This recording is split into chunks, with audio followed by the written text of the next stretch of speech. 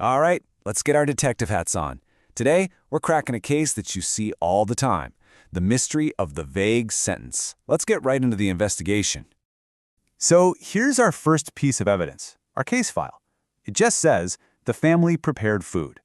I mean, it seems simple enough, right? But it's also a total mystery. We've got the basic facts, sure, but none of the juicy details. It's like a crime scene with all the clues wiped clean. You know, every good detective starts by asking questions. So, how did they prepare the food? Where were they going with it? And when did this all go down?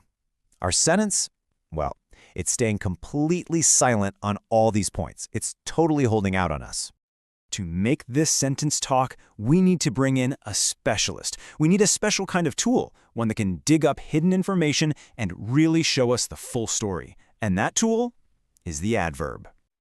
Think of an adverb as a detective's secret weapon. It's this amazing word that adds all the detail and color to the action. It doesn't just tell you what happened, it tells you how, where, and when it happened.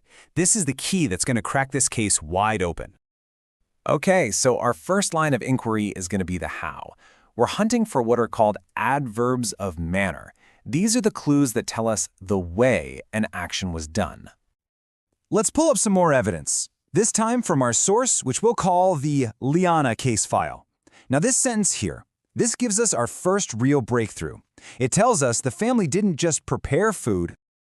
They prepared it happily. See that? That one little word, happily, changes everything. It tells us their mood, their attitude. It answers our question of how. All of a sudden, just one word paints a totally different, much clearer picture. And here's a cool trick for you detectives out there. These how adverbs, they often follow a kind of secret code. Most of the time, you just take an adjective and add ly to the end. So brave becomes bravely. There are a couple of other little rules, as you can see here, but honestly, that ly ending, that's your biggest tip-off. It's the clue you're looking for. But a word of warning, some adverbs are tricky. They don't play by the rules. They don't have that ly ending.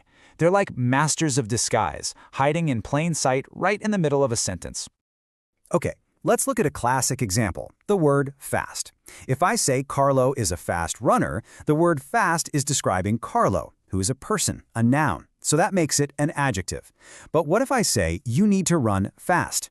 Now, fast is describing the action of running. It's telling you how to run. So in this case, it's an adverb. The only way to tell the difference is to ask yourself, what is this word actually describing? All right, detective. We've cracked the how. Case closed on that one. So what's our next line of questioning? It's the where. Where did all this happen? To figure that out, we need to hunt for adverbs of place.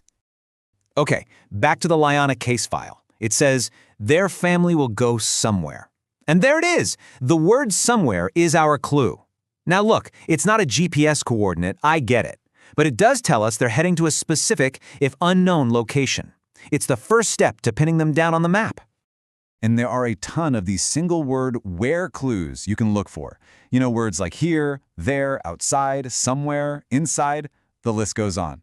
They all do the same job. They help pin down the location of the action and give the sentence a real sense of place. But sometimes one little word just isn't enough to really set the scene, you know? And that's when a really good detective knows to look for something bigger, a whole phrase that's acting like one giant clue. Now check this out. Sometimes an entire group of words works together just like an adverb.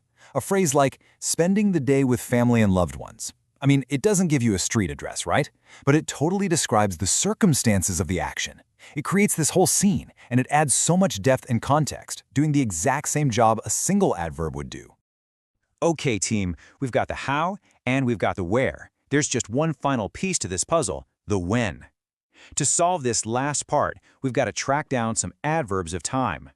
And wouldn't you know it, the case file delivers again. It says, Liana woke up early because today is her birthday. Boom! Two big clues right there. Early and today both nail down the timing of what's happening. I'd say that's case closed on the when question. And just like with the other clues we've found, these when adverbs can be simple single words like now or soon, but they can also be entire phrases that give you a duration or a specific point in time. You know, things like last year or for 2 days. So, there you have it. You've learned how to spot the how, the where and the when. You've got the interrogation techniques down, you've got the tools in your detective kit. Now, you are the sentence detective. And you know what that means. It's time to put your newfound skills to the test. I'm officially handing you a brand new unsolved case file. Here's your case. The sentence is, if you want to be successful. And that's it. That's all we've got. It's a fantastic start to a sentence, but it's missing all the critical details, isn't it? It's a total open-ended mystery, and it's just waiting for a detective like you to solve it. So what clues are you going to add to crack this case? If you want to be successful, you have to work how. You've got to study where, and you need to start when. The rest of the story, well, that's up